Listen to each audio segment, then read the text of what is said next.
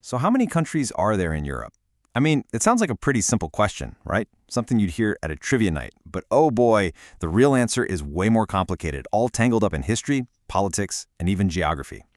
Let's dig in and figure this out. Okay, right off the bat, I want you to think of a number. Seriously, just get a number in your head. How many countries do you think are in Europe? Got it? All right, hold on to that number because we're about to see just how tricky this question really is. Yeah, here's the thing. There isn't one single official answer. Depending on who you ask, you're going to get a different number. And the reasons why? Well, that gets to the very heart of what we even mean when we say continent or even country. So let's start by looking at the most common answer you'll find. And then we'll get into why that number might not be the one you were expecting. It all really depends on how you're looking at it. Geographically, where does Europe actually end and Asia begin? It's not as clear as you think. And politically, which countries get recognized by which international groups? It gets messy, fast.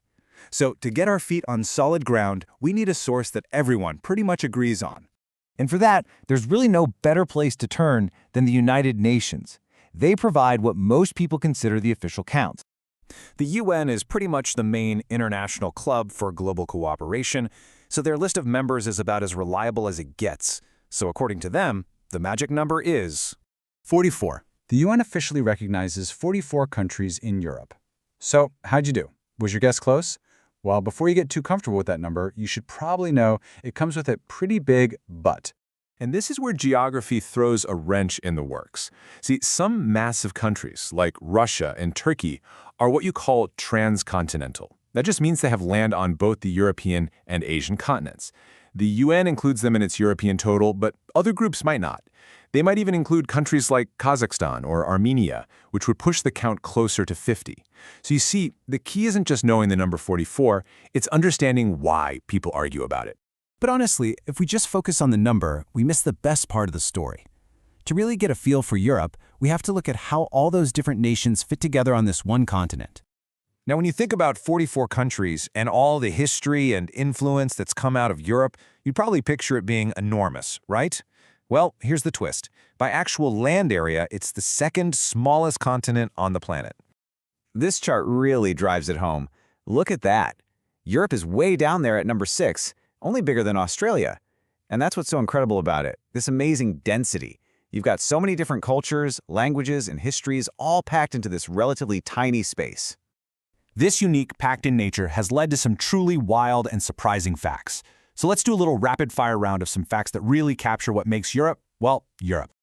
First up, where did it get its name? It actually comes from a Greek myth from about 3,000 years ago. The story goes that the god Zeus disguised himself as a bull to kidnap a beautiful princess named Europa. The land where he took her eventually came to be known as, you guessed it, Europe. All right, next up, the number 800. What in the world could that be? It's not a building height or a street number. It's actually the entire population of a country. Yep, it's the population of Vatican City. The smallest country in the entire world is tucked right inside Rome, and it has fewer people living in it than my old high school. Isn't that wild? And now we go from the smallest population to maybe the longest place name. This is, and I'm not making this up, the name of a village in Wales. Okay, deep breath, I'm going to give it a shot. Llanfairpwll Gwyngyll Gogo Gerrig Werndrabble Lantasilio Gogo Goach. Oof, how did I do? Thankfully, for those of us whose tongues can't quite handle the 58-letter version, you can just call it Llanfairpwll. So much easier. And for our last fact, let's switch gears from long words to something a little sweeter. It seems like with all those different cultures, one thing a lot of Europeans can agree on is a deep, deep love for chocolate. I mean, check this out. The top 5 countries in the whole world for chocolate consumption per person are all in Europe. You've got Switzerland and Germany leading the pack, followed by Estonia, Finland, and Lithuania. So hey, if you're a chocolate fan, you are definitely in good company over there. So the next time somebody asks you how many countries are in Europe, you'll know the answer isn't just a simple number. It's a continent of geographical quirks, amazing stories, and just incredible density. The number 44 is really just the beginning of a much bigger, much more interesting conversation.